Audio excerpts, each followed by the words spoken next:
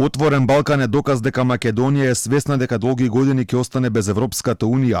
Според поранешниот амбасадор Јован Донев, ова покажува дека македонската власт е свесна колку сме далеку од некакво си членство во ЕУ, дури да ги започнеме преговорите, но и порачува дека никако не сме да има алтернатива освен партнерство со Брисел.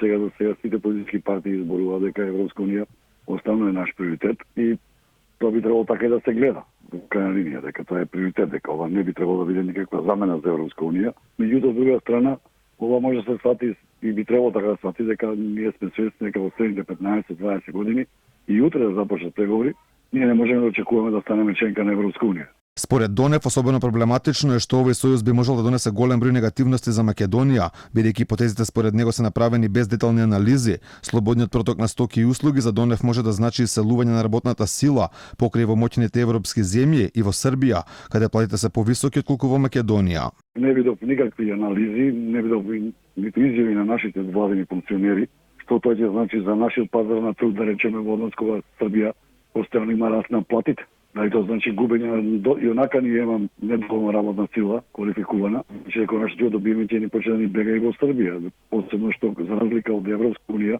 овде културните и јазичните разлики се минимални. Дека со овој потек Македонија се оддалечува од Европската унија, иронично прокоментира и првиот човек на Сојузот на стопански комори Данела Арсовска. Толку од Европа. Македонија заглави во микро Шенген Балкан гето и доби датум за влез во Врање. При денешната посета на Македонија, каде оствари средби со неколку функционери од власта, министерката за надворешни работи на Косово, Доника Гервала, вели дека ова иницијатива од Нови Сад, која претходно беше нарекувана мини Шенген, е опасна.